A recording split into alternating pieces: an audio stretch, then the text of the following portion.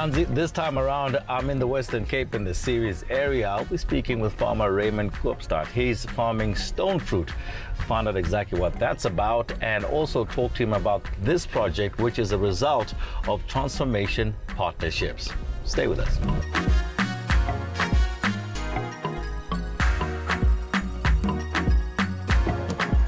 Raymond, how's it? Good morning, Tony. Are you well? You know, fine, yourself? I'm very good, thank you. Nice and chilly here in the Western Cape. Lovely. Yes, definitely. Yeah. Welcome to Lovely Stone Fruit this morning, and I'm looking forward to your visit here.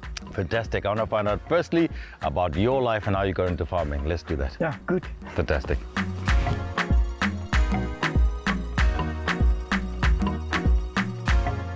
So Raymond, let's talk a bit of background here. I know yourself and your wife Mary were teachers at some point.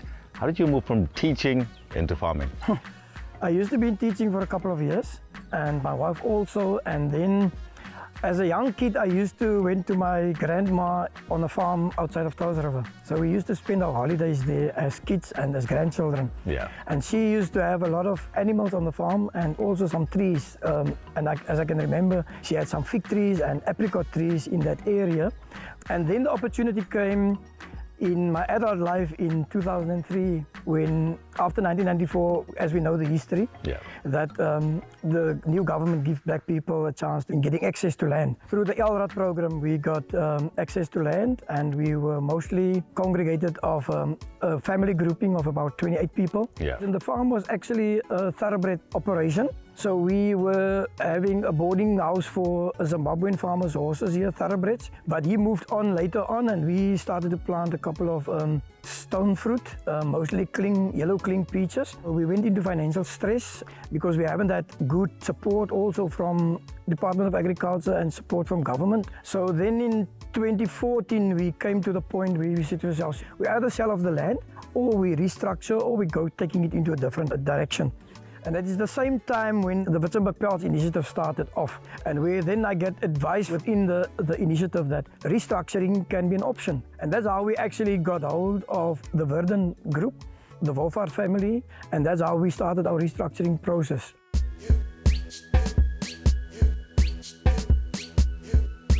Our involvement with the Koopstad family and Lavoisier actually started through my father many years ago when they rebuilt the Kukadou Dam. Previous Minister Kara Ashmal had a wish that if more water had to come for the commercial farmers, that there must be a certain amount of the water that goes to previously disadvantaged individuals and agriculture.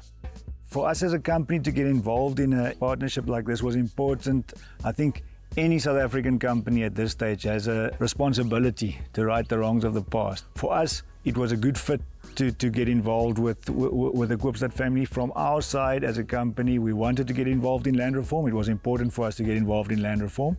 We didn't want to get involved with a big group.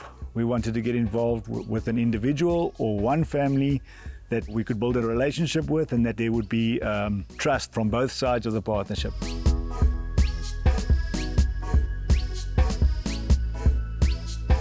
How important is that mentorship for you? When we formed a new partnership with the Verden group, they were bringing certain expertise to the table. Firstly, the mentorship, and then in terms of the administration, they were bringing the financial expertise to the normal administrative functions to the party, and also then the marketing and the technical expertise. We've done all the new plantings in 2017, the soil, the research in terms of soil analysis. Is the soil good for planting nectarines? My mentor decided, and coming with the expertise in terms of which varieties will be suited best for this area. Yeah. And we've planted strictly on that recommendations. We were lucky. Within 2017 we planted 15 hectares, and in the new season 2018 we were lucky we could have our first harvest in our second leaf of this operation. Fantastic. Family-wise, I know it's yourself and your wife Mary on the farm, but one of your kids is also here with you. Yes, my son is also here. My wife is supporting me a lot, psychologically, and all the other support she's giving me. All the endeavors that we are taking on the farm. And then I've got 2 daughters and 1 son. My eldest daughter is married and she's in public management in the Department of Health. And my youngest is studying now teaching, going into what her mother was doing. Yeah. Yeah. First year now at Cape Peninsula University of Technology. And then my son did agricultural management. So he's still busy, but he's for the last 3 years, he's now with us on the farm. 100%. We had a conversation about transformation a little bit earlier on before we just started chatting about your life at the present moment. Your thoughts on transformation within the agricultural space. You feel there needs to be more education, there needs to be more mentoring before that transfer takes place. Am I correct? No, absolutely. The partnership was for me important. Our commercial farmers in this country have got a lot of experience, especially generational experience. And we should tap in more, especially new farmers, should tap in more into the generational experience and knowledge that already exists. With the PELS initiative, we're trying to get away from emerging farmers, black farmers. We're trying to establish the new concept of being a commercial farmer on an equally basis than any other farmer in this country. And that's important for me to have good education and to equip yourself with the specific knowledge within the commodity that you are in. There's people in cattle, there's people in poultry, there's people in grain, there's people in other commodities in this country, but especially when you're in the fruit industry, you should equip yourself with the best in the fruit industry. And we've got all the commodities, we've got commodity organizations in this country. Within that commodity organizations, they've got good research, and good research already been done. So why would you pay the school fees if somebody else has already paid it? Yeah. So you should just tap onto that and apply that to the best of your knowledge within your own business, and then making it a success. I'm ready to take a walk and stroll through your farm. Let's do that.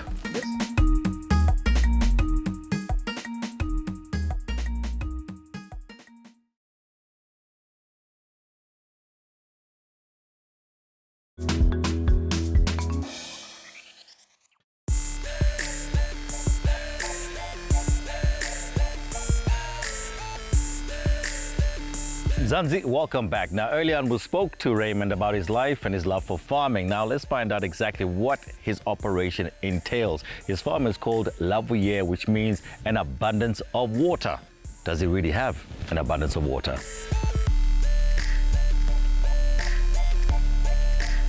So, Raymond, you're sitting on 110 hectares of land here that you own now. What are you farming?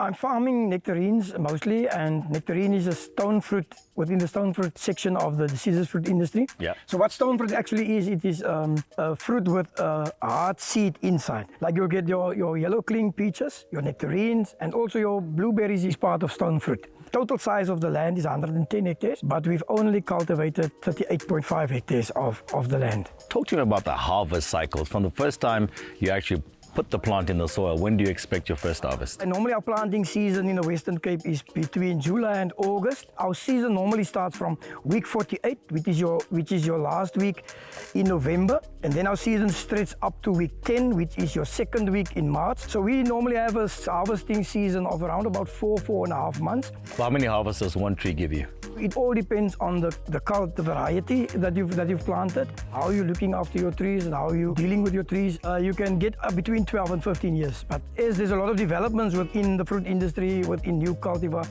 developments and new varieties and new breeds that's coming out, it all depends on how the market also doing with that. As long as there's a good demand, yeah, and you're getting good prices for a certain variety, then you'll keep that variety.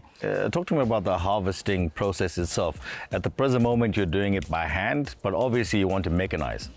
Yeah, it's very difficult in the fruit industry to mechanize, as it's a very labor-intensive industry. So we need workers and you need hands first to plant, yeah, then to put in the irrigation systems, to put in the trellising you need a lot of labor, and even if you're doing drainage, underground drainage, you need a lot of people. That's also a process. Then you plant your tree, and then you need, if you want the tree to mature quicker, you need hands to deal with that tree every single week. At least in our operation, we've got a young tree team who consists only of ladies. Yeah. In the beginning when we plant, 10 ladies, and then later on we're bringing men when the tree reaches a certain height. Is there a particular reason for that? I think the ladies are more gentle with the tree, especially at a young age when we planted it, and they're more precise on what they are doing. And we're using a trellising system where each tree must be stable. We've got 3 lines of wire, and then each tree has got 1 piece of wire, and they actually tie the tree up around the stem, up to its height, and our height of our tree is the maximum height is 2.8 meters. In our first year, then we start pruning it, which is around mid-May to the end of May. Then we start pruning your tree, and then soon after the end of August, then the tree starts blossoming, and then the thinning process starts from mid-September to end of October, more or less, and then it's almost then a month before harvest. All right, so what I'm hearing you say here, Raymond, is that it's a delicate process. You need that from your workers, whether it be the ladies or it be the gents. Are you upskilling them in any way? So in terms of our workers, we invest a lot in training of them, either on farm or off the farm. The pruning training, giving them in the orchard, bringing this expertise to here. Other training they're going off the farm into a training center and getting that skills.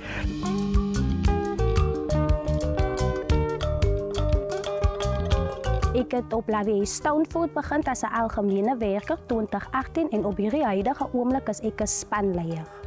My ervaring hier tot dusver toe is baie goed en ek vertrou in myself dat ek beter sal word in dit wat ek nou doen. Oor 'n paar jaar wil ek myself as 'n produksiebestuurder sien. En met die werk wat ek nou doen, die kursus wat ek nou doen, ek glo stellig in dat ek sal daarbo uitkom as 'n produksiebestuurder. Ke fitlhile mona ka 2019 October. Ne ke sa tsebe go ganna trekere ene le o tshela bo chief difateng monana ne le ntekisa itsebeng so ke fitlhile ka ithuta ke fitla mona. Raymond ke motho a sharp a go lebile o re treat ka o lekana ka go fela ha na ge ntholle gore na mang o tswa ka jwa. So after harvest, where's your market? I know you're exporting to Europe and so forth, but they're very stringent in terms of what comes into Europe, isn't it? Definitely, most of our fruit we're trying to get into the export market because our input cost is so high to just produce for the local market. So most of our fruit are going into the UK, England, and also a certain portion and percentage of it going to the European market. And a small portion went into the USA, then a very small portion into the Eastern markets. Yeah. And then also definitely into the local markets also. There's been a drought. Well, there was a drought for about 5 years or so.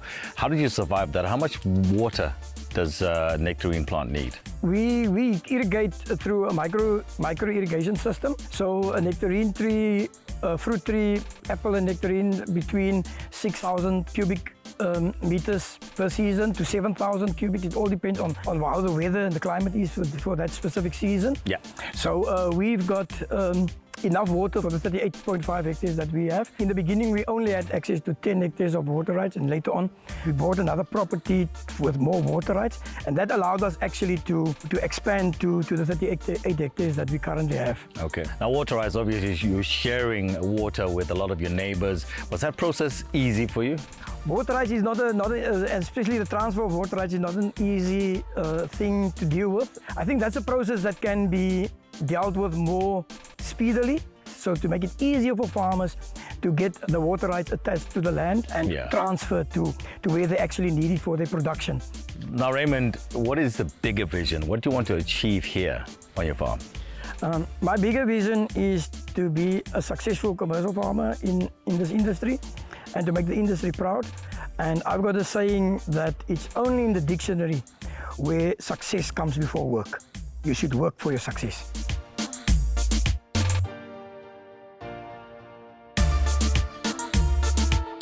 So Raymond, if I could give you 1 billion rand or any wish you'd want for your establishment here, what would that be? I definitely do what Bill Gates did in America, investing more in agriculture. Definitely more in apples and pears and also more nectarines. Transformation has had a rocky road in South Africa, especially in agriculture, but there's so many stories of success, like the one here on Lavier. Raymond, his family and their partners can be incredibly proud to serve as an example of a successful transformation project for aspiring farmers to follow.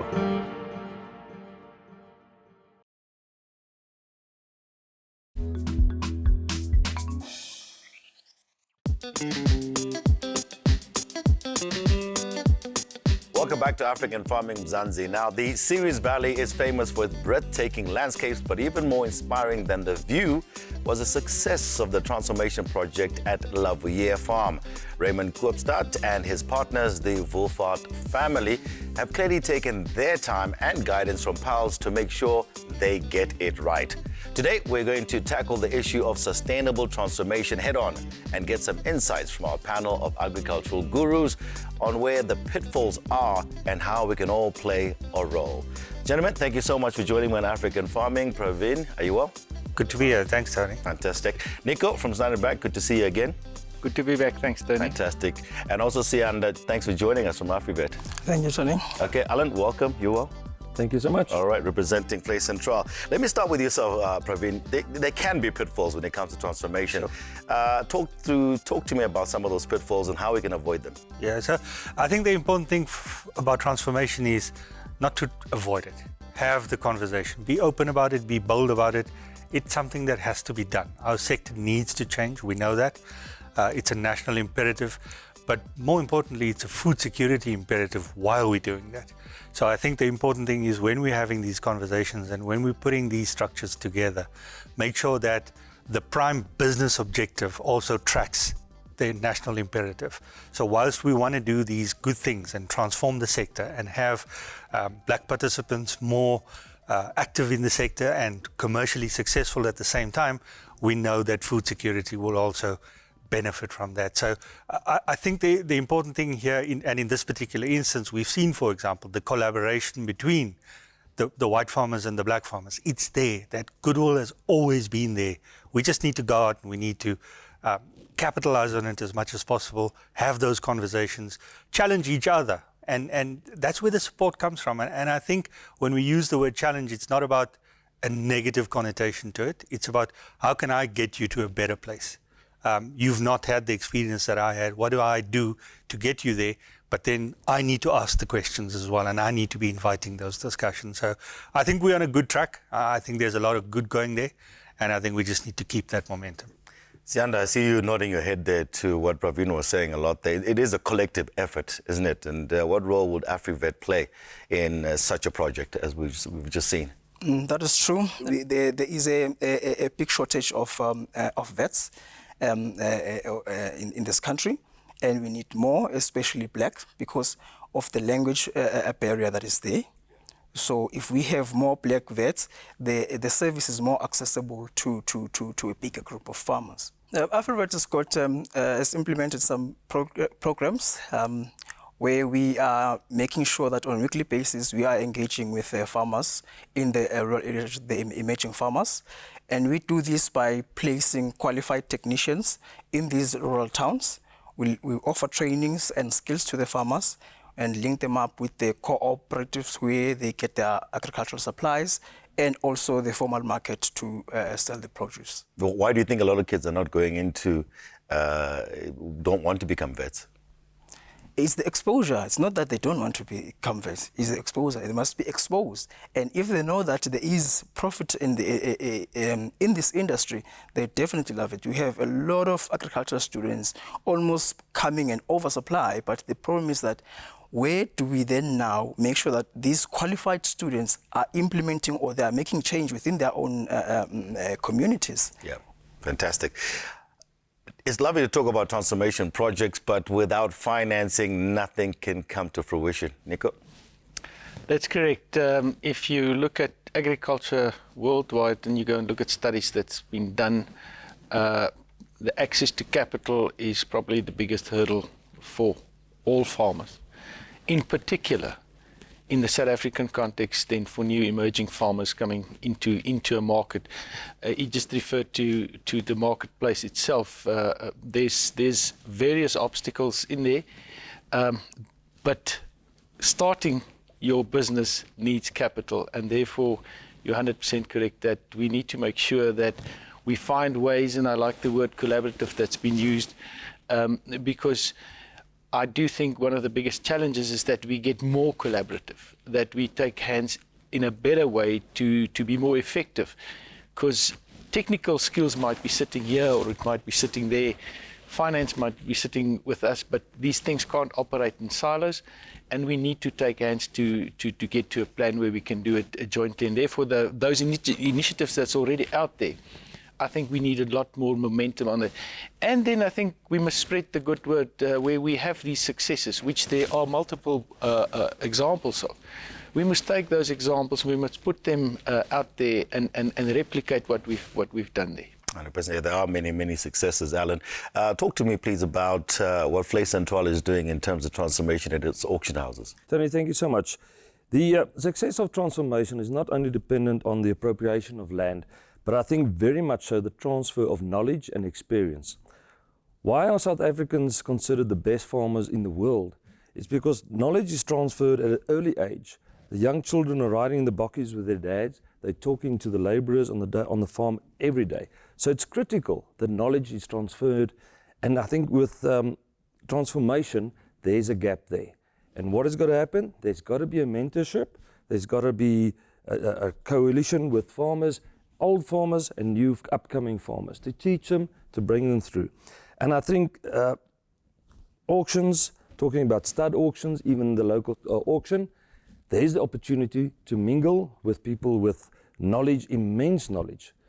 The farmers' days that are presented, like the one that is presented at Honest to Poort auctions, like the one that Volksrivier produces at Bothaville, go and attend these farmer days, get information, talk to the relevant people and ask, just ask.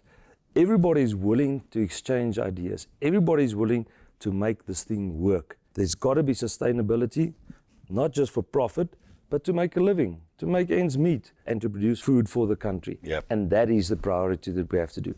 Exchange the knowledge, make it profitable, make it sustainable. Okay. Gentlemen, if I can just get one quick last word or last thought in terms of transformation from all of you. Praveen, yourself? Sure, yeah, I think we've heard the word collaboration quite a bit today, and I think that's what it's about. Let's take each other along this journey in a collaborative way so that we ensure commercial success. And Nico? Adding on to what Praveen has said around collaboration, make sure that you are part of an active industry body so that can give you an extra momentum in making sure that the collaboration partners are the ones that can contribute to your business. And Sia, your thoughts? I think farmers must be willing to accept transformation. That starts with them having notebooks and pens when they are farmers' days. Starts there. And Alan, your thoughts? I think transformation is here to stay. We have to be involved, we have to be enthusiastic, and we have to accept help, and we must be willing to share knowledge. If we can do that between each other, there's going to be sustainability, there's going to be profit, and there's going to be success. Great. Thank you, gentlemen, for joining me in African Farming. Thank you for having us. So, to truly transform agriculture, new era farmers need ongoing support. They need proper capacitation and partners who are as passionate and dedicated as they are. It's a reminder to us all to be the change we want to see.